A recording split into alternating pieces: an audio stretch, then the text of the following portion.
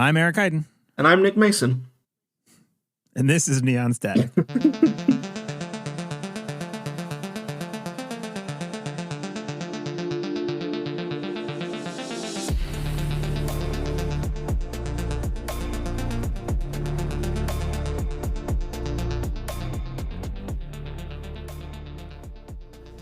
Okay, well, I'm Eric still, but it's not actually Nick. And I'm not Yeti, UK player and guest on this week's Neon Static.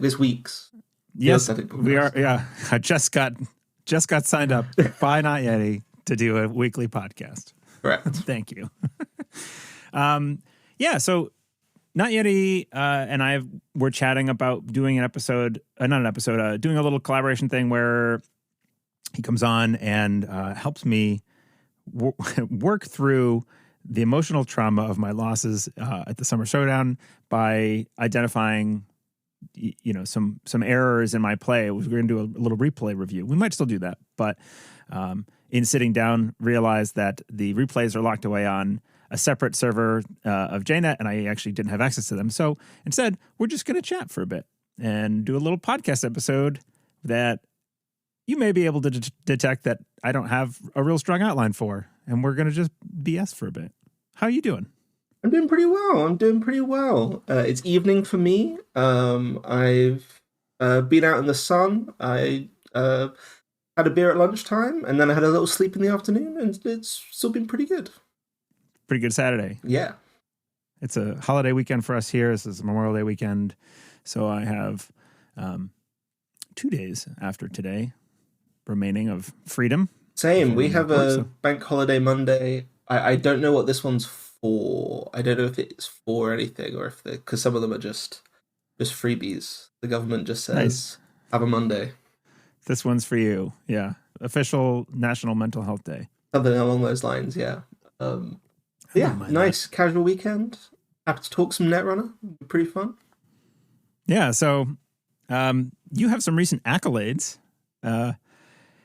So first of all, you're correct me if I'm wrong. You're maybe a year and a half into the game or something like that. Aren't you like last year? Were you relatively new to the game, or am I misremembering something? I've been playing slightly longer than that. I've been playing standard for about 2 years. 2 years, okay. So I Cobra Bubbles, who many people listening will have heard of, taught me to play the game about 3 years ago as we met kind of post-lockdown. I'd been really into the Arkham Horror card game, which saw me all the way through lockdown. And then he said, you liked that, you're going to love this. And he was correct. So that's when I started playing the game. And then, so I've been playing for about 3 years, but I haven't been playing standard that long. Really got into it around the time Borealis came out. And then after Worlds 2023 was when EA Sports, which is the testing group that I'm part of, started, and that really kind of kicked me off onto the point where I started paying a bit more attention to the game. And then in the last year or so is when I've really started making cuts and kind of started upping the game. Started a YouTube channel as well. Yeah. Well, that was related to me quitting my job and having like a nice long sabbatical type thing. And when you've just got time on your hands, you do things like start YouTube channels and get really good at Netrunner. So I'm familiar with at least the first part. Yeah. So is that about the same time that you and I got at least back into the game with some consistency? I played very casually kitchen table back in the day, tried to get a local thing happening with friends and was unsuccessful. But right around Borealis was when we started our local thing, and then shortly afterwards the Neon Static thing happened. And but you can tell there's a distinct disparity in accolade as far as tournament winnings between the two of us. What do you think that's about? How does one start playing a game 2 years ago and then go on to be, placing second out of 150 players at an online tournament? So there's a few things I think. I mean, first off, I had a really, really good teacher Cobra Bubbles, who I mentioned, like is very good at card games, but he's also very, very good at teaching and like imparting wisdom in that way. And he kind of got me a long way because when I started playing the game, I thought competitive play was like silly. Like I didn't get why somebody would want to compete at this game. Like I got going down the pub and playing it with your mates. That seemed pretty fun. But taking it seriously, that seemed kind of silly. But by playing with him for a long time, I kind of got it. And then really, after traveling to Worlds 2023, where I just played like homebrewy piles, I didn't really like have strategy going into that tournament. I think I played Virtuoso a lot for that first year. And then basically started the testing team, and I got to test with Kikai and Cobra Bubbles quite a lot. And Kikai really practicing with him kind of helped me get up a level. And then I think just due to the like weird quirks of the way that my brain chemistry works, like every spare clock cycle is just spent on context and replaying games. Like I don't necessarily recommend that as a way to live your life, but perhaps to the detriment of other aspects of your life. Yeah, for sure. But and also having a period of time where I wasn't working. Like I didn't grind a lot during that time, but I did get to work on Iasmari, as well as some other like decks last year, like Ashniko, and kind of by finding decks that I had a little bit of like ownership of or like authorship for. That kind of also really allowed me to like plow thorough and like learn some very specific strategies. So how often are you playing games like on a given week? Probably like 3 nights a week, I reckon. Okay. And this is all with EA Sports, internal testing? Mostly, yeah. For the most part, I play in the pub in Norwich. 90% of my play is in paper with friends down the street. And they're in, like, I'm very fortunate to not, to have a group of people who can meet up a couple of nights a week if they want to. And sometimes that's on JNet, sometimes it's in paper. And I play a little bit of JNet casual. But I don't tend to log on unless it's just like, I've got an hour free. I'll play that. Right. But. Yeah, most of my when I feel inspired to play Netrunner outside of the channel and outside of our locals, I'll go upstairs to my computer and sit down and then look to see if there's anyone online who I actually want to play a game with, and then ask them and they don't answer, and then I go on to JNet Casual and play one game, and 20% of the time I regret the decision. Sounds about right. Because I realized midway through the game that the player that I'm playing with, and we don't have a matched skill set, I'm not necessarily learning anything, and then I regret the decision. And then 80% of the time I have a great time chatting with somebody and I get my butt kicked and, actually can take something away from it, but maybe it's not 80-20, but something like that. So I get the benefit of having a testing team where you can like trust that people are playing well, that they're in it to actually like exchange, level each other up and things like that and be thoughtful. That's cool. Yeah. And I mean, to like hone in a little bit on the tournament that we both played in last weekend, the Friday, I got off work at like 4 p.m. Had like an hour and a half before my partner came home from work. I was like, I'll play a little JNet casual. Chucked together this Prav list that I was pretty convinced wasn't going to like do anything, but was the kind of thing you could play on JNet casual for a little bit. And then in that 90 minutes, I got to play 3 games on JNet casual, realized the deck might be doing something, and then played 5 games against other people in the testing group, just as like a, can somebody help me test this, see if it's real? And after those like 8 games, I kind of had a sense for for the deck. And so, but that's like last weekend is the most JNet I have played in a 48-hour period in maybe my life, but for a long time it was a lot of JNet. Let's talk about the deck a little bit.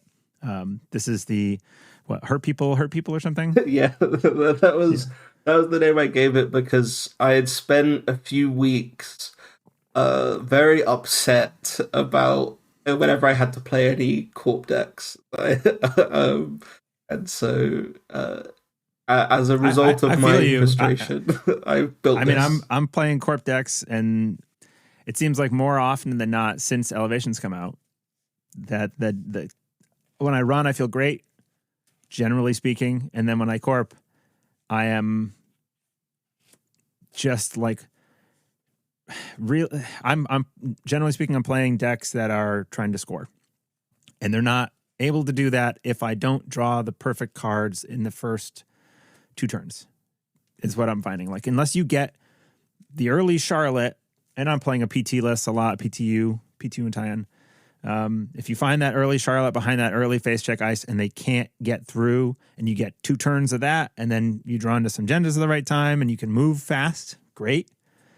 Most of the time, that's not the case, or at least I don't know. Maybe like I'm just bad at mulliganing. I honestly think that is like a super critical skill in this game, and I wish that I want to come up with some kind of rule set for mulls, but it is such a skill checking thing. It's the very first thing you do when you sit down. But yeah, if you don't come out of the gates roaring, then it doesn't matter if you score 4 points, you're going to lose at the end. This is how I'm feeling lately, which I don't love that this is a bit of a doomer feeling, and we're a little early in the meta, but right now, before any corrections are being made, it's hard. Runners feel very strong even after getting banned like into the gutter. And I played a lot of PT straight out the gates as well, and I had some success with it at the first tournament I went to, like a week after, and I played into a lot of like Reg Crim, a lot of like kind of fair runner decks that weren't very tuned, and I felt fine doing that. Like I could play against Deep Dive Sable a little bit, although it was tough, and I could play into Reg Crim or just Reg Harsh or whatever it was, and it felt fine. And then it was really playing against Seb, the Siphon Anarch decks, that made my PT joy fade a little bit, because there was just a lot of games where I'd spend 8 credits to res a piece of ice, and I'd lose 3 credits to a Siphon, and that was all she wrote, really. It was like it was tough. So you've talked about this a fair amount on your channel, which by the way, if you're not subscribed to TMKF Netrunner, go do that please right now. Pause, we'll wait. Okay. Thank you for going and doing that. Now you can see the direct influence that I have over maybe 20 people. Yeah, we'll find out. I'll give you the numbers at the end. Yeah. So I've heard you talk about Seb basically being the impetus for this PT deck, saying it's what you could come up with, or what you did come up with, that would actually deal with Seb. What is it about the Seb list that is particularly a problem that makes it unique, and it's not just like, why are criminals who are playing Transfer not an issue, but Seb is? It's to do with the number of tools that the Anarch deck has for invalidating ice, and that PT deck, it's doing a lot of, I think, really cool tempo forward things. It's doing a lot of really, really fun things, but it wants to res ice, and it wants that big ice to be pretty impactful, right? Like, I'm spending, in my version of it, which I think is a bit different from yours, it's pretty similar. Yeah, I was spending like at least 9 influence on ice by the end, to res tree lines and Messlet Chesfos and Empiricists and Sice Tans and all of these cards that you just want to spend some money on, and then you want them to do something. And there's so many of them that get Botulist or Crude or Banhard, and so you're spending all of this money to res often multiple pieces of ice on every server.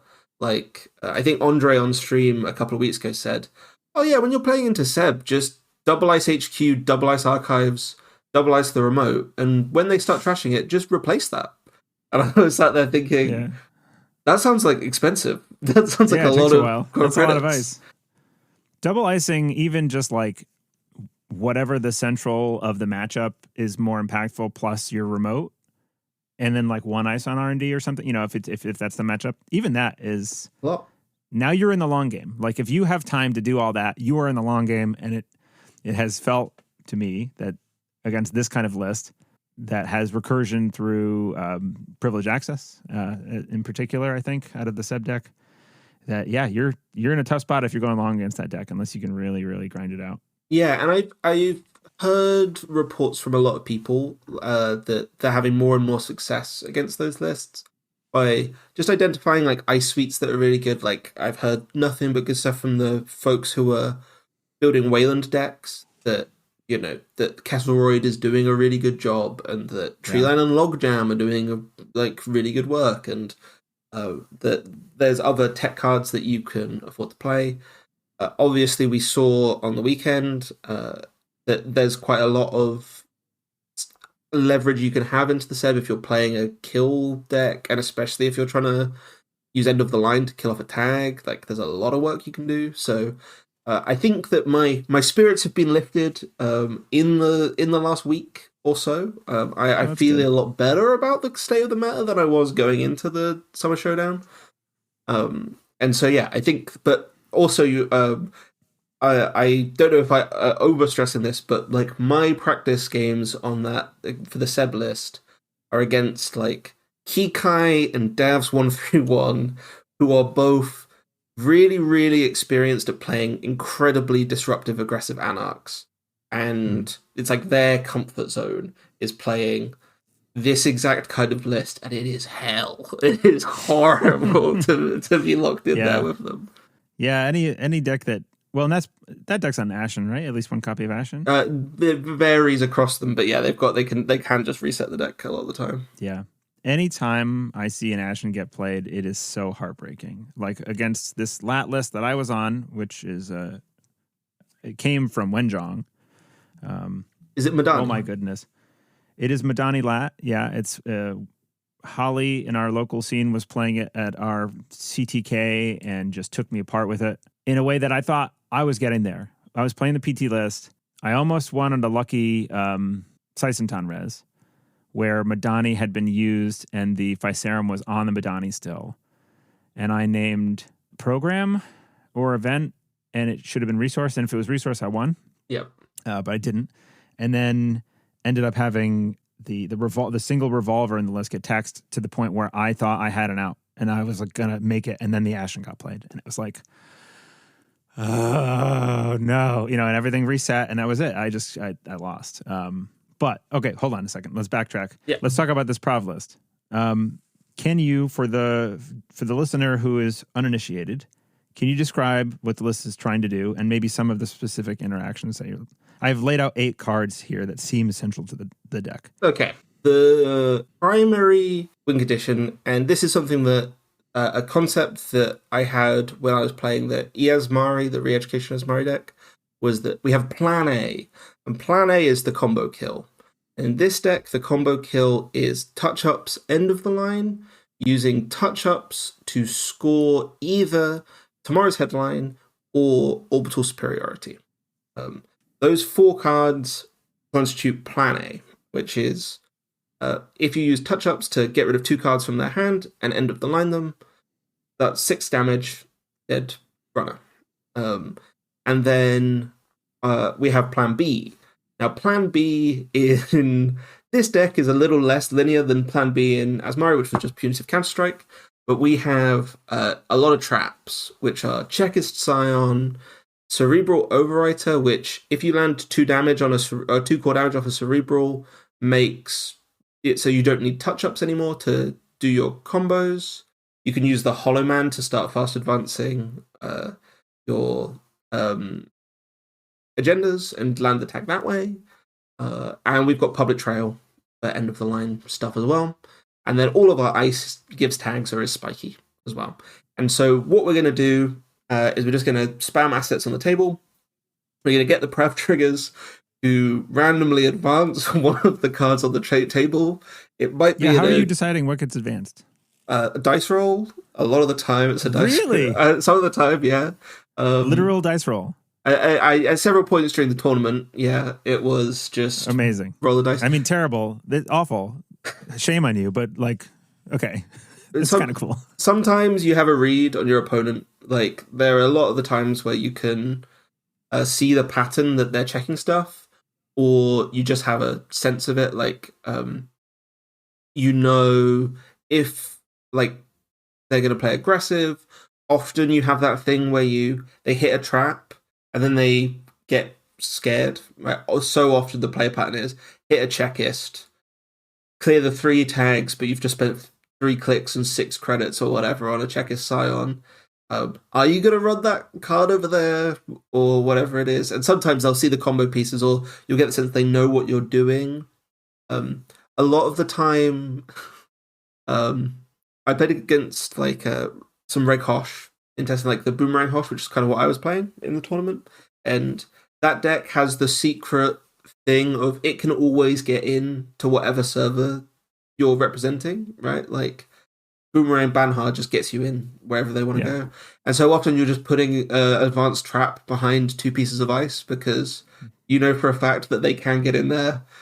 And they will, and they'll come for it. And so there's a lot of stuff like that. You just got to be a little devious. You're playing the Sicilian in Princess Bride. Yeah, exactly. You just got to, But a lot of the time, just roll the dice. It's fine. Did you actually, when you were talking about rolling dice, did you type like roll like dice into the console so they could see, or were you just rolling quietly? No. I had a D6 somewhere around here. Like /D6 and then advance something really screws with somebody's mindset. But yeah, so played a whole but it just vibes it out basically. So out of the 1, 2, 3, 4, 5, 6, 7, 8, 9, 10 cards here, besides Prov itself, you did not mention Hearts and Minds, Vera, or Gaslight, which are 3 cards that I had set out from the deck, just flipping through, thinking these looked important. So Hearts and Minds went into the deck on the morning of the tournament before. I never got any testing before we played, but actually ended up being really great because what Hearts and Minds can do is at the start of your turn. So you know, in a normal game of Netrunner where you're playing 3 copies of Hearts and Minds, what you want is it to tick like every turn for value, or you want it to like do multiple things. But because we're a combo deck, we only need it to fire 1 time, and that 1 time can win us the game. So it goes and it hides on the table, and then when you're, it means that every 0 advanced card is representing lethal at the start of your turn, which ended up being really useful. And I don't know, I think it made a difference in open deck lists for sure. But in closed deck lists, I was able to use it as a surprise kill out of a lot of places. Vera did absolutely nothing all weekend. I never rezzed or used the Vera, but it was there specifically because I thought about the morning of and thought that maybe I'll have to deal with that, so it will help me get to 7 damage. This isn't 7, okay. I was going to say, in the case that you're right on the cusp of actually killing somebody, you get an extra damage, right, with the Vera. Yeah. And then whiffing touch-ups was the other thought process. Like, if I name a card type and I only hit 1, Vera might be there as insurance to help me get a second. But again, didn't come up over the course of the weekend. And like the being able to whiff touch-ups is a big vulnerability for the whole like archetype that I think you play out of this. And then the Gaslight, I only played 1. I definitely should have been playing 2, is to fetch all your combo pieces. It works really well. Right. Yeah. So I think this is, again, secondhand through hearing Andre discuss it. I don't know if there was a discussion at the end of the tournament with D, who won the tournament. Yeah. Who was saying that by the end of the tournament had maybe identified that like running unadvanced cards was probably a good strategy against the deck. Does that check out with you? Yeah, it's interesting. So I think de-identified two things. One of them, run centrals before running the remote. So click one, run a central server, force Prav to pick before you go and check anything. Right. Right. So you don't get into trouble if you're running into a trap and it's now even a bigger trap. Yeah. You get to choose. The second, so in general, I don't think the only run unadvanced cards thing works. Because if the Prav player has drawn the agendas, they'll be advancing the agendas, and you'll get comboed out of nowhere. Also, the deck doesn't need money to function. It can get away with not spending credits on like anything. It's a 5 credit lethal combo? 5 credits for the combo is... So touch-ups and end the line. And you are just installing cards and you get free advancement counters for them. So you could start the game on 5 credits, never spend a credit, and get to the combo. Like, very possibly. So, yeah, you, like, don't need to... you don't need a lot of money. And just trashing, like, the regoliths and stuff isn't going to set the Prav player back too much. I don't think. But if they... in the... So, like, in the tournament, Davs, who was also playing the deck, won a game by combo killing on turn 2 against Whiteblade. It was install tomorrow's headline on the table with touch-ups end of the line in hand. Sable runs HQ one time to put 1 advancement on the tomorrow's headline. Next turn, lethal, because it's touch-ups, end of the line for 5 credits. It's all that happened in the whole game. Yikes. Yeah. And so, like, if you never run the advanced cards, sometimes you'll die. But if you've got the one advance was on tomorrow's headline? Yeah. Yeah, and then score that, tags there, touch-ups in the line. Yeah, which is incredibly rude. You probably shouldn't be able to turn 2 combo kill, but...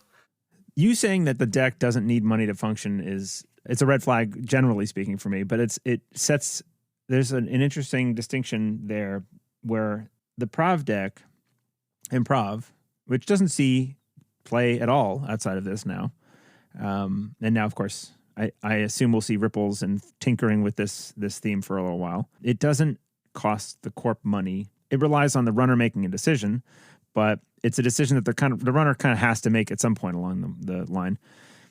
And I just immediately compare that to PT Untayan, which costs the corp a credit and puts it in what is probably a bad strategic position to have fewer cards in hand. But like the costing a credit in the PT list, in PT the identity, has felt pretty bad. It makes that deck, that ID, seem very poor to me because you're trying to use it a lot. Has that come across to you? Like, have you noticed that? Yeah. So with PT, I very quickly moved over to a world where I'm playing multiple copies of Regolith Mining License, which means that you have to click Regolith a lot to get your money up. And the thing that I think helps, basically, my theory with PT, or my like general principle, is that PT should fire every single turn of the game. Every single turn of the game, you should fire PT, which means that you need advanceable ice so that you can use PT even if you don't have an advanceable card on the remote server. Or you need stuff to jam so that there's something in there for you to use it. And if you get to the world where PT and Lacosta Grid fire every single turn, you're in Value Town. It's so good. But the PT ability without a lot of like 9 economy events and multiple regular mining license is too expensive. Yeah, Regolith has definitely become so much more important since Rashid has left the game. I've noticed that any corp deck that manages to empty a Regolith is so much happier and able to do what it wants to do.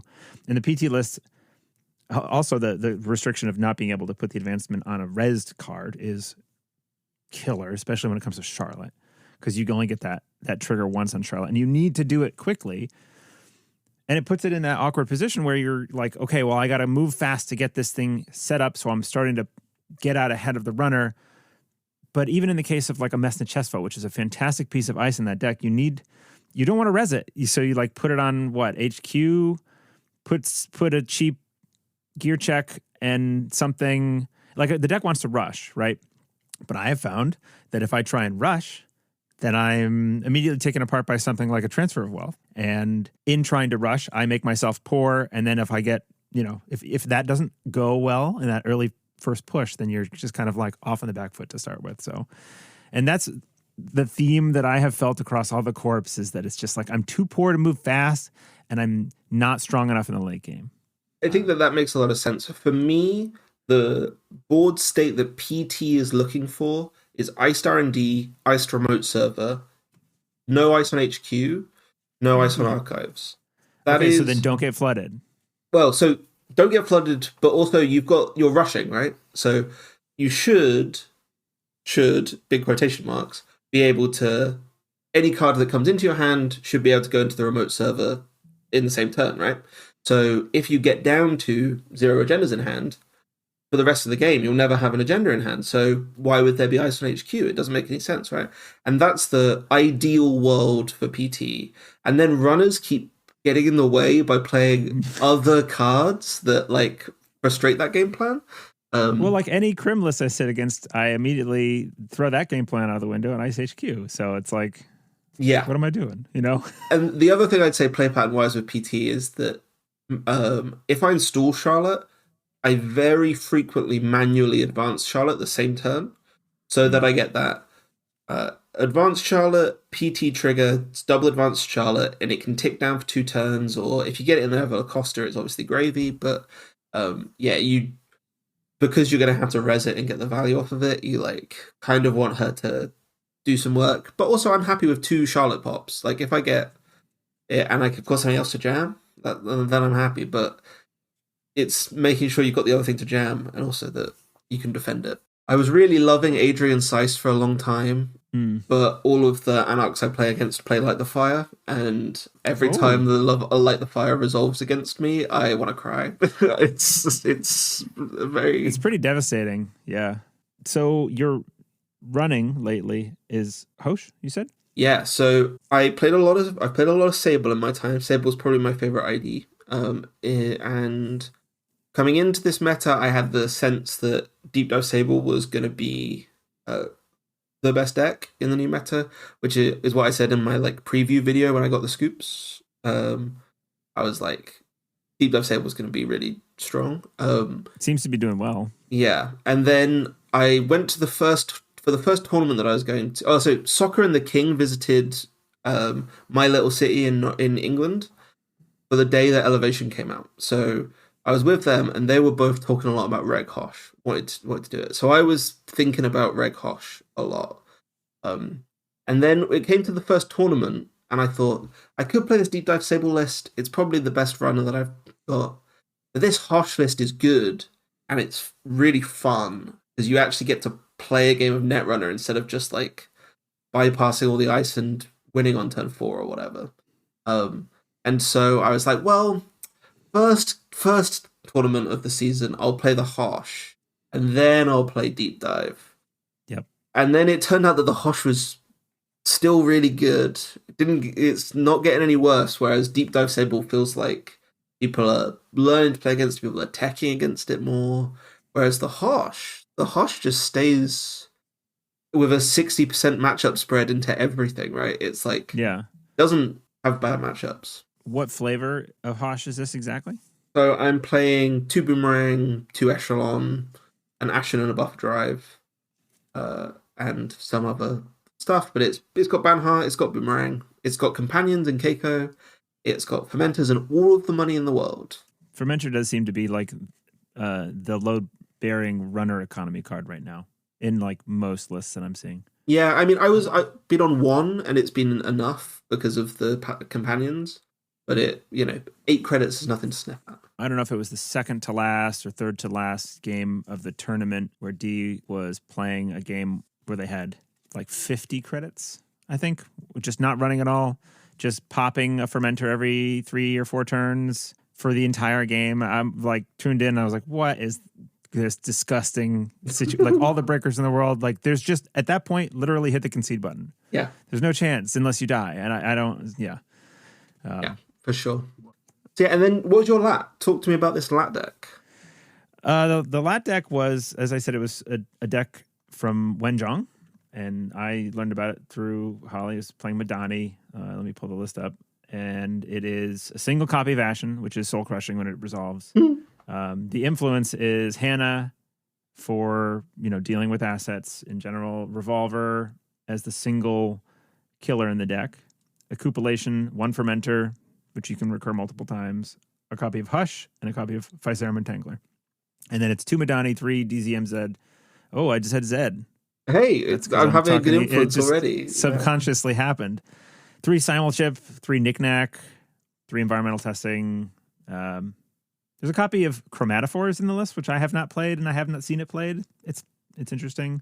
It's got Conduit, which is wild in this deck, because now that Knickknack exists, you can, if you draw the Conduit early, it used to be like a really bad idea to play it until you were set up. But now if they leave R&D open, you just slap it down while maybe stealing 1 or 2 agendas, make them deal with that problem, and then you just sell it and move on. And then if you want, you can recur it later. That's cool. It's gross. And then, 3 Coalescence, 3 Muse, so you can just do everything. And then it's Pressure Spike, Propeller, and Unity is the rest of the Breaker suite.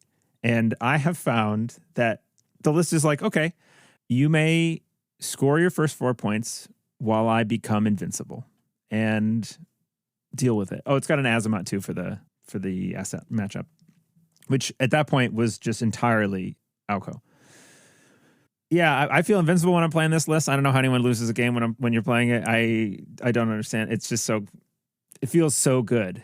So you get to do some cool shaper things, but when I'm playing against it, I just feel my soul shriveling up because it's just an inevitability that you will lose the game. That's what it feels like to me. This deck does have a problem occasionally where you're rushing pretty hard and like make it have to run into Sysentons early and it can't find what it wants. But generally it can find it. It's just now you're disrupting some of the early setup time and you make it go very, very fast. But it might not be as invincible as what I'm describing, but I played this list in the tournament in my second game, which was against Ish, who was on Alco, and I very happily mulliganed into the Azimuth and drew my way through the rest of the game and I felt like some heads up play where I'm like running just a card. It was like a Bladderwort and had the hostile architecture rezzed, and I just jacked out and said, okay, I'll go deal with that. Went and dealt with it, and then take the rest of the turn off, draw back up, get Azimuth again next turn to try and do the same thing. Same thing happens. Now they're poor, and it's like, okay, I'll jack out. I'll go deal with that. Yeah. Getting lat draw, just doing it again. And at that point, it was like the whole engine of this deck, I think, was Azimuth, and then got a Unity down against some code gate that ended up being like 2 credits to deal with. And Diviner or something. Just said, don't die now. Yeah, I think Diviner. I was like, okay, now just don't die. And I don't think that there's a way that they deal with it because they were drawing through their deck really, really fast. And I avoided that and got a win in. And that felt good for me. Yay, I wanted a match that I had not beaten Alco in a tournament setting out of the 3 games that I'd had in a tournament setting with, so that felt good. But both of my PT games were nightmares. Told me coming into the weekend before you even sat down at your desk. What's the headspace? What's the approach? Where are you at? Because you've said on the podcast before that you're not a big fan of the online tournaments. And I still wasn't. I registered sort of last minute, almost entirely because the prize support was so good. It was. Man of the Moon support for the Summer Showdown in terms of prize support is fantastic. I really wanted those strike funds. And then, when I signed up, I noticed the Bladderworts were very cool, and those seem to be in everything right now because assets are very strong. And while I was at it, I got one of the Arisanas. Even though I think I have one already, but it's a different flavor, and I figured I could use it for prize support at my locals if I wanted to. So there's a player in my local meta, Kami, who is a big Arasana fan, plays a lot of Arasana. He currently has 12 Arasana Altards. Wow. And he brings all of them and he just puts them down on the table and then flicks through and picks which one A he wants stack. for this match. And so I bought the Arasada Ultra just to donate to his little library of Arasadas. That's awesome. Anyway, so my headspace was, I guess I'll play in this tournament. And it was like we were talking before the podcast. It was a beautiful Saturday, right? Yeah. Saturday. And, my family was around the house and they were all doing stuff. And it was like, I'm missing out on family time to play this card game online. And I really like to go to an event, to see people, talk with people, also to be there. I like to have that carved out time so I can go and say undivided. It doesn't matter. I don't care that I'm playing a children's card game. This is okay. I'm finding great enjoyment by socializing. This is my space, right? But when I'm at home, especially when the time zones never really quite line up with what makes sense, it's either in the middle of the day where my family's around or late at night where I don't want to sacrifice sleep. That I just like online tournaments and they don't do well together. So I sat down and I said, I'll play until I lose 2 games. And that was 3 games long. That makes sense. I think that like having that I also went into the weekend with the I'll play until I think mine was like 3 games or whatever it is, that you're not in the cut anymore. But you did not hit that point. No, I accidentally. That's the crucial difference. Yeah, but I was still. It's so tired, like all weekend, and the week I've just had has just been me getting home every day from work and just being the sleepiest, most tired version of myself. And I was like, what is it? I can't even think what it is that's the cause of me feeling exhausted all the time. And it's like, oh, it's because you stayed up till 2 a.m. You're not allowed to do that anymore. You're not 23 or whatever. Yeah, I used to do that back in the day, and I don't. I pay for it too hard now. So did you have really notable, cool moments from the tournament that you want to share? Like particular games that were right on the hairy edge, or... My first game of the tournament, I can't remember what my opponent's name was, but and I kind of go through my games I did a video on the tournament. Of course. But my very first game I played against a Seb, and I won that. I won the game. And watch this. I've very nearly genuinely dropped after that game because I was like, I've already won. Literally can't get better than this. Moral victory achieved. Yeah, and so there was that. My Hosh games, my 2 favorite games from the whole tournament were the two of the games I lost.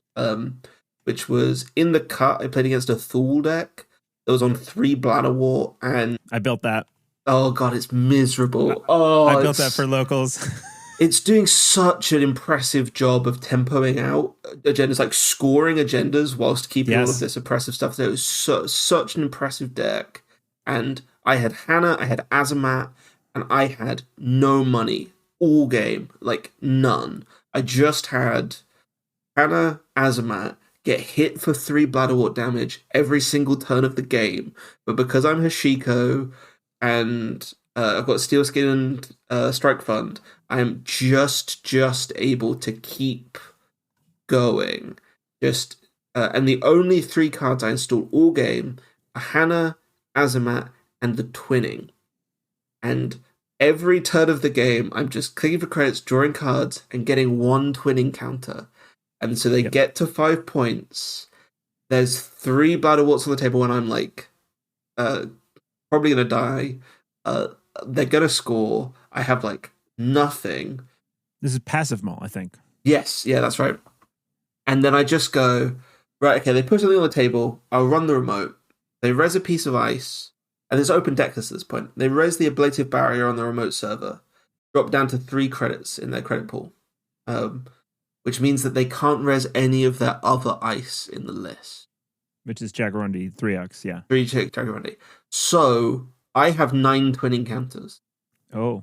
So and I have like 2 points. So I just run R&D, steal 2, take the core. Run HQ, steal 2, take the core. There's 1 card in HQ that I've not seen. There's 1 card on the table that I've not seen, and I can run R&D and see 2 cards that are brand new to me.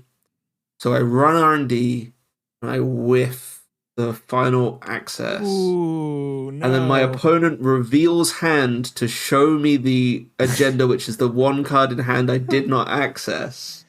Yeah.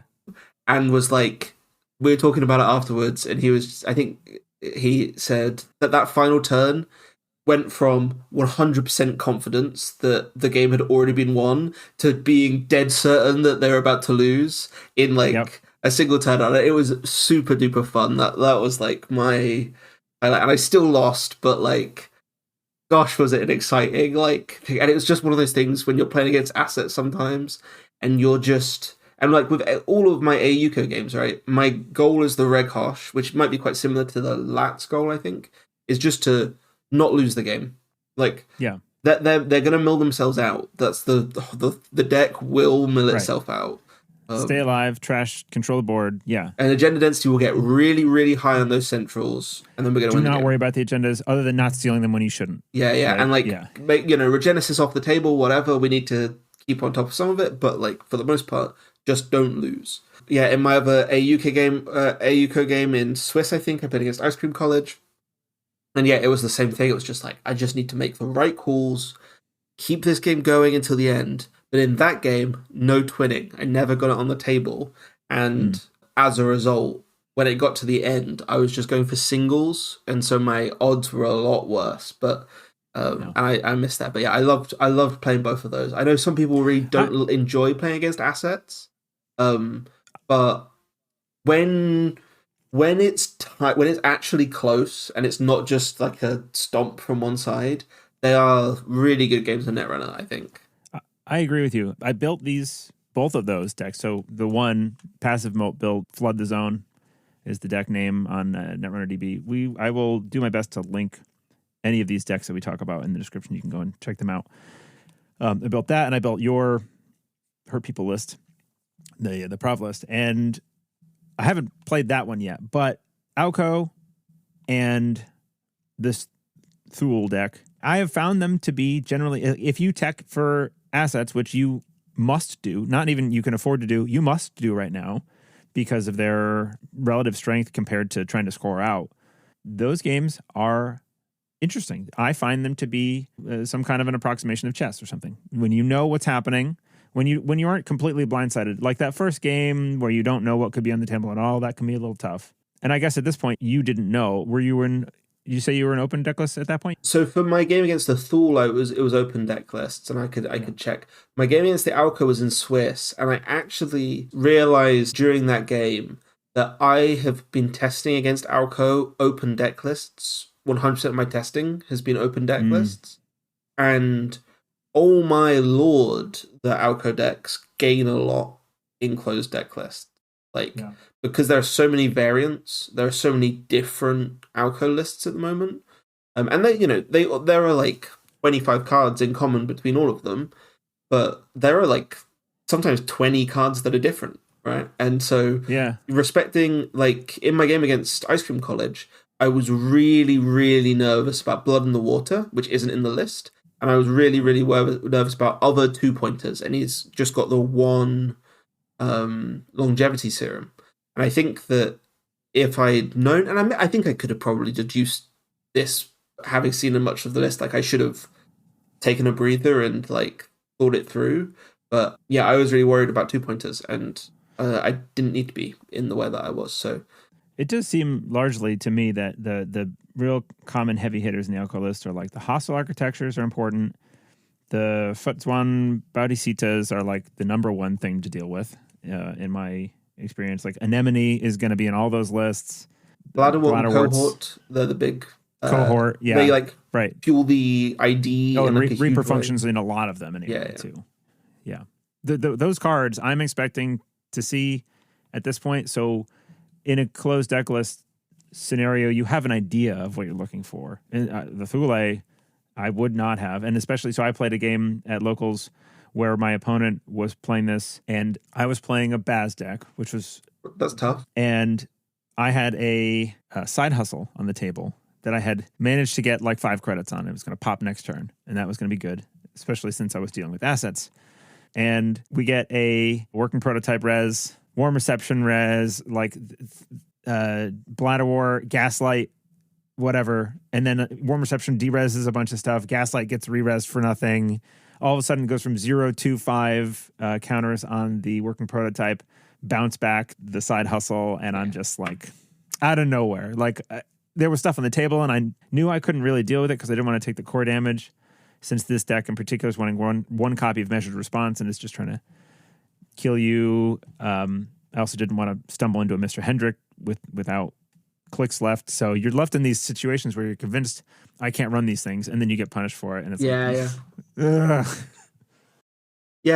and so but all of these asset-y kill decks, as you say, like you should be playing the tech, whatever deck it is you're playing. Like you need to have an answer to it. But like for the most part, if you get to practice the matchups, they are really fun and rewarding. And I think if you're playing against somebody else who's on the same skill level as you, and I think playing against some of these lists on JNet Casual is probably going to be a little bit sad, but that's always the case. You lose 5 fun points whenever it's a stranger on JNet Casual in some ways. Yeah, I need to find the right opponent to play these lists with, because it's an easy thing on either side of the table to get salty, I think.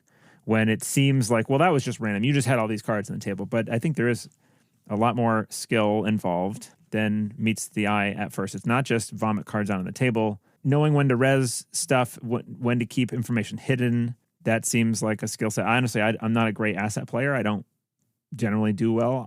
I built them just to get a little practice playing with it, because generally by playing one of these corp decks, I always find that I identify pretty quickly what the weaknesses are, and then it's a lot scarier to be behind the curtain than it seems. Yeah.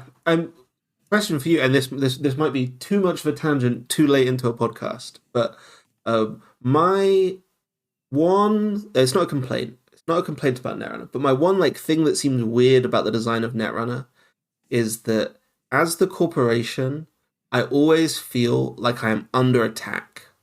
And as the runner, I feel like I am attacking, like I'm going for it. And as a corp, I really always feel very powerless. And thematically, that doesn't necessarily seem like right, although I guess runner should be a bit more of a power fantasy in a way. But I think that's what leads me to playing these combo lists like Prav and Asmari, right? Where it's just like, I want this game done. I want it over. I don't want to play corp any longer. I want to just seal it up, because it's scary to play as corp. And so when you switch sides for it, it's like you do get to see all of the vulnerabilities and all of the things that aren't quite working for you, and the weird lines that you sometimes have to take. It's useful to play both sides. Yeah. So is the question, do I experience the same? Yeah. Does it feel like attack? You're under attack? Yes, for sure. I do. In the lists where I have a strong linear game plan with the corp and I am able to get on that track, then I start to feel like I'm the one who's in the driver's seat, less being attacked, more I have built a wall. Either I've built a wall that you can't deal with. I'm thinking about like a classic PD rush list when it had all the tools that it needed to move forward. But even in those games, it was usually knife edge. I have enough tools that every turn I have just enough to shut you down. And I think that's why the PD list was one of my favorites, when you had the ICWAs and you had the border control if you wanted to pop it or something like that. That those games made just some of the best Netrunner, because it put you in a position as the corp player, you had to move fast and take risks and then use whatever scrappy tools you had to get out of that situation and keep moving forward just before being caught by the runner. And I don't know, those always make for the best games. I don't know if I've gone off track here, but but I one of the things I love most about, I've really, really enjoyed playing the PT deck, because like I do feel like, and it's different from having Managam, Anoetic, like locked ICWA in the server, right? That was a feeling of serene comfort where you just know, right, they've only got 4 clicks. I don't think they've got time to get this. Whereas when it's 3 slightly porous pieces of Jinteki Ice and an Adrian Sice, that's something else. That's but it gives me a different kind of happy feeling where it's just like I think this is gonna work. Like I think the odds are in my favor here. I came into the elevation meta with like I said I've been playing this as Mari deck that everyone hates for like the last 6 months, best part of a year. Um, I'm gonna play a fair deck. I'm gonna play Reg Corp. I'm gonna do it It's to fun pay when him. it feels good, right? Yeah, yeah. And I found this PT list and I was like, this feels fun because things are scrappy, but I'm doing powerful stuff. Like Charlotte Lacosta is powerful. It, like these agendas feel good to score. Like everything about it felt. It was one of the. It's the one of the lists that I can play send a message and I'm not mad about it because Mm. I've got so much chunky ice that like uh scoring it or having it stolen I like is fine. Like and so there's lots of reasons why I was super keen on the list. But yeah, the meta has got to a point where I'm like, well, unfortunately, it is going to stay on the shelf until a ban list sufficiently makes the world of, or I think actually, I'm really like PT is an idea that won't rotate, and I think a lot of the Yeah. tools that are feel really good in PT also won't rotate, and like it may not be a Managam Skunkworks Anoetic Void PD level of just consistency across metas, but I think it will always be an option of does Jinteki have good ice at the moment that you want to play? Just play a Rush PT list, like you'll enjoy yourself. Yeah. And yeah, one of my, when I first looked at that ID, I was like, "There's no way this is anything other than exactly what Prav is, just like kind of traps nonsense." But actually, I think PT, whilst it is more expensive and whatever, it is I think more fun than Prav in a lot of ways. Well, I'll have to give it a spin and see how that feels if anyone in my locals will Agree to play against it. agree to play against it. This probably, I think we'll wrap the Netrunner portion of the podcast. We lately have been having a lot of fun doing quality time segments where we talk about what other things we've been doing. Sorry, Nick, that we're not here to chat about House of Leaves. Oh, is Nick reading House of Leaves? Oh, that's Yeah. exciting. Well, we'll see. I guess to give you a minute, since this is unprompted on your side, for you to think of things. Nick had suggested, let's see, we've been doing reading, and we started a Neon Static reading book club, which is sort of fun. He had, when we mentioned this on the podcast, read a book and recommended it called Children of Time, which was a really cool sci-fi read that I quite enjoyed. And then I went on to read the sequel of that called Children of Ruin, which I did not like anywhere near as much. And so I'm not reading the third. So I just kind of said, hey, I need some suggestions for books. I've been doing a lot of audiobooks lately. It's been fun to get back into audiobooks. And he recommended something called The Remains of the Day. Kazuo Ishiguro wrote the book, and it is not at all what I expected. I mean, it's about a butler, an English butler. Yes. Are you familiar? There's the film version. Yeah. Yeah, I after learned that Anthony Hopkins starred in a film version of this, and I was not at all prepared for this character. Like maybe it's actually probably the most literary book, if I can classify it as that, I've read in a long time, where I did actually do a fair amount of thinking, but it was incredibly frustrating because this character is like the polar opposite of me. Puts way too much focus into professionalism and wanting to be the best possible butler he can be. And is this kind of, you get like an unreliable narrator vibe from this guy where like, you're not telling the whole story and he's trying to show no emotion throughout the entirety of his life and all this stuff. And eventually, I'm not going to go through the whole book, but get to the end. And I had realized that I had actually done a fair amount of self-reflection reading this thing that kind of was driving me crazy the whole time, going just, oh my God, live your life.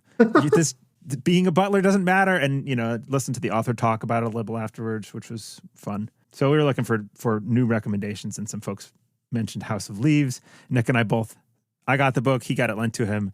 And Nick is like, I don't know. He's like maybe 50 or 100 pages in. And he's like, I don't know if I can take this anymore. He's like hyper attuned to noticing if a book is trying to be weird for the sake of being weird, which this one is. It super is. It's playing with like the format, the medium a lot, where if you don't know this book, Mark Z.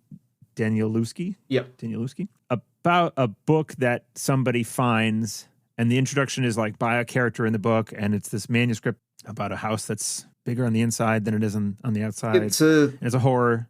It's about a film about the house. It's like a Yes. essay about a film that doesn't exist, about a house, and it's also somebody's footnotes that they've added that's about their life. Yeah, it's right. But like a lot of pages where the text is printed diagonally or weird. Every time the word house is written, it's in blue in this edition that I'm reading. And Nick got it first, and he was eyeing me going like, I am having a hard time reading through rolling my eyes so hard at everything. And so far what I've read, which isn't as much as him, I haven't gotten to that point yet, and I'm still interested, but he might be putting it down. We'll see. So if you want to follow along with at least my opinions of the book, or follow along until I decide also to stop reading it, because it's hard for me to read text. And there's definitely no audiobook of House of Leaves, right? There is no. Yeah, I looked and I was like, I agreed to read it, and then I looked on Audible, and then I found out what this book was about when I couldn't find it on Audible, and I was like, damn it, I just signed myself up to reading. And then Nick showed me the book, and it's like kind of chunky. It's a big book. It's like, shit, I guess I'm reading a book. I love House of Leaves. House of Leaves is so up my street, so perfectly made for me and so many of my interests. But I don't know if I can go as far as say like it's a good read. Like it's deliberately boring so much of the time. Like in order to be scary and like lull you into or like provide you with the experience of finding a haunted book, it's like you've opened up the Necronomicon at times, right? Yeah. And in order to give you that experience, it has to be really dull at certain points, and it has to be like weirdly juvenile, and it does a lot of stuff. But I really love it for all of its flaws. It's very flawed, but it is also so extra and so great in so many ways. Like it does seem very extra. My wife has been eyeing over. She's like looking at it, going, "What is this thing?" Trying to figure out what's going on. Nick thought maybe it was akin to The King in Yellow or something, and I was like, "Yeah, I'm getting that vibe. A cursed book or haunted book or something." I don't know. We'll see. It's definitely pretty different. So that's cool. What about you? Do you want a book recommendation from me? There's one book I always recommend. There's a book, and I've just checked, the audiobook is on Audible. You can get it. And it's pretty short, I think. It's not too long. It's a book called The Cuckoo's Egg by Cliff Stoll, which is like my favorite genre, which is science history. Not science like fiction, not imagined stories, but actual real stories of this guy who was just like a computer networks engineer in the 80s. And he just tells some stories about they get hacked. There's some hacker who's using the university's internet at a time where it costs, several cents an hour to use the internet. And he goes through this process of trying to catch this hacker in the 80s, and just it's his diary from the time, basically, of how he did it. It's really fun. It's just like I love old computer stuff. Like if it's got a computer with a like from before I was born, I'll enjoy it. Is it nonfiction? Yeah, nonfiction. It's his real life. Oh, that's cool. Yeah, and it's just like he's really funny. It's really fun. It's like quite lighthearted. And yeah, you just get a great insight into what it was like to really catch a hacker at the time where it was all a lot more low tech. So it's like quite easy to understand. And he explains it really well. And Neat. Yeah, I like to read like a lot of science history whenever I can, because I think it's obviously sci-fi is like such a cool genre and there's loads of it. But when it's kind of real, I find it's cool in a really different way, really fun. I have found that the older I get, found myself in the Smithsonian a couple of years ago in DC, and was standing underneath one of the Apollo ships. And now, of course, I'm forgetting which one it was. It was the Apollo ship that has spent the most time in space. And, you're standing underneath it. And my mind was so blown that people went into space, risked their lives on something that has less computing power than your iPhone does now, and did all this crazy stuff, like unimaginably stupid stuff. As far as like if you're trying to not die, like these were all the worst decisions to make. And they did it, and they did it with like what seems like stuff they taped together in their backyard in retrospect. I read a really great book recently about the Soyuz program, the Russian USSR's, the vessel they used for moving people to and from like space stations, which was used until about 10 years ago, 5-10 years ago, when SpaceX started doing the ones for America. But like, it was a mechanical machine, like it was a real low-tech machine, and it didn't have many moving parts, which was perfect for sending somebody into space, because the more moving parts you have, the more likely one of them is to fail, which you can't afford to happen. And you just, you look at this 50-year-old bit of technology that was built by a country that doesn't exist anymore, and it turns out that was the best, it's still the best answer for a problem. Like, all of that space history, I love everything space history. It's so good. Do you have any? What are you doing currently as far as reading or video games, or what do you like to do in your spare time besides Netrunner? There's spare time besides Netrunner. Okay. Well, actually, I've not said this anywhere, but it's not a secret. My new spare time thing when I'm not playing Netrunner is that I'm now the lead producer for Netrunner. So I'll be. Whoa! Yeah, I saw you come into the server, into the NSG server. Yeah. So that would be my free time that isn't spent playing Netrunner. Congratulations! Thank you. That's pretty exciting stuff. Yeah. Getting to grips with timelines. What does that involve? As I've been hired for it, it's coordination between design, development, narrative, visual, and rules, which are like the 5 teams that make the cards, or like that put the text on and the art and the numbers on the cards, not the physically producing it, not the publishing it and the publicizing it and all of that stuff, but just the stuff that gets printed onto the cards. It's coordinating between those teams. Herding cats.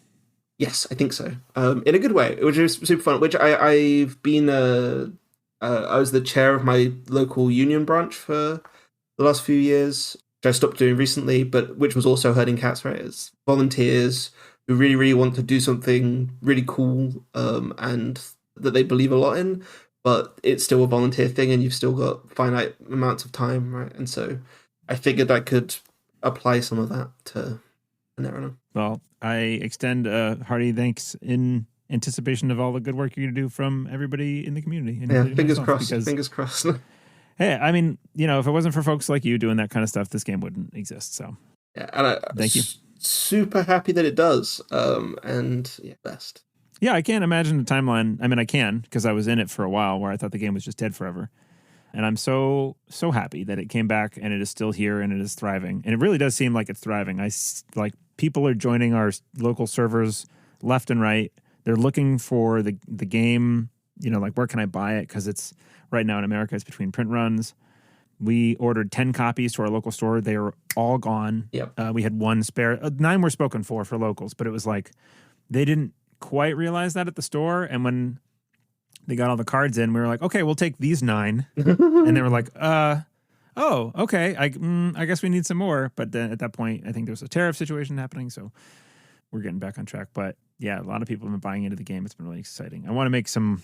For our first day of Elevation on a Thursday, on a weekday, we had 16 people take the day off to play Elevation launch day. All paper proxies. We didn't have any cards in the UK at that point. When I started playing 3 years ago or whatever, there were 2 of us in this city who would play the game. So definitely growing. Yeah, our locals, we never hit 16 unless it's a tournament, like a bigger CTK. 2 of them were Canadian, for that one. So that's true. Okay, but yeah, those numbers are very impressive. That's great. I would love if we saw more consistently like 6 to 8 people at our locals, which is every other Wednesday. That might be part of the issue. But we have this stream that we need to dedicate time to too. So, and it's a fantastic stream. We're all very, very grateful. At least I know that it can't get canceled unless Nick gets sick or something or decides to quit playing the game. But even then, sometimes I can get a fill, someone to step in and try and act their best Nick out, just as you are today. Yeah. I've been happy to be Nick for an afternoon. It's been fun. Yeah. I'm gonna go do some lawyering. Lawyering? What does Nick do when he's a lawyer? Yes. Make sure to litigate or to interpret some Latin. Yeah. I'll read Lord of the Rings as soon as I get off this call. That's my next step. That's the main blasphemy that you could have spoken, to not have read Lord of the Rings. He loves it. He really loves it. I think he just, anything that has a universe that he can really dig into, he really likes. I'm the total opposite. I if it's got a universe, I check out pretty quick. It's hard for me to dedicate the time to like learning a universe. Thanks so much for chatting with me. This was delightful. I am now surely a better Netrunner player, having absorbed all of this excellent wisdom from you. Yep. Turns out I just need to get a couple people to actually say yes to playing Netrunner games occasionally with me to do better. It's the only difference, definitely. I don't have children. I forgot to mention. Responsibilities and life choices, whatever. At what point do you get to teach your children Netrunner? That's the big. Surely that's the big one. I could do it now if I could convince them to like actually do it, and I think one of them might. But I think at this point I could probably teach my older daughter if she was interested. She's not. My younger daughter might be interested, but she's probably not ready for the complexity of the game, even at its like very simple. Dealing with like matching strength of an ice and breaking it with an icebreaker. I thought about actually playing like a dumbed down version of the game where all icebreakers, as long as you like match the type, you just pay a credit to break or something and to worry about strength or something. I could probably dumb the game down to the point where the runner has a bigger advantage and they might get to be interested in it. But we play other games. We have a bunch of family games on the shelves and stuff. Nice. But one day I hope to teach it to one of my kids. I keep having family members that are like, I have a brother-in-law who's interested in the game. He plays it with me and has found it cool. And then I'm like, cool, come to locals. He's like right down the road. And he just doesn't have time to he won't dedicate the time. It does take like you choosing to give up something in your life to come play Netrunner, it seems like, as an adult. Absolutely. I just find other card gamers and try and entice them because they usually will, they're about to quit Flesh and Blood for the third time, so they might as well pick up Netrunner. Or like Magic players when they run out of money. Things like that. Well, I would be remiss if I did not thank our patrons, one of which I'm talking to. Thanks, Not Yeti, for your support. And all of our other wonderful patrons for funding our ridiculous studio and making me feel like I should keep hitting the record button with Nick. And we appreciate you. And if you want to go join folks like that, you can go to patreon.com/neonstatic and you could join the ranks and be in our private Discord and influence what decks we play on live streams and stuff. I never talked about it, but this next live stream, which is the meme stream, coming up in 2 days on Memorial Day here. I have to publish this episode really fast now. That'll be the meme stream, and then I'm going to play the list, the Fire RL list, the Baz list that I played against round 1, I believe, which just like as a sneak peek was playing Baz, was playing 3 copies of Penumbral Toolkit, a copy of MU Safecracker, After Image, like really cool stuff you don't see. And Fire RL posted the list on Netrunner DB, so if you go look for those cards, you'll find the list pretty quickly. It's cool, and I've been playing it this past week at locals. It's just different, and it's a joy to play. I want to find that deck in corp form. If anyone has recommendations, send them my way. Okay, I guess with that, remember to run with your eyes closed, because what you can't see can't hurt you. And that's it. Thanks, Nighty. Thank you. It's been fun.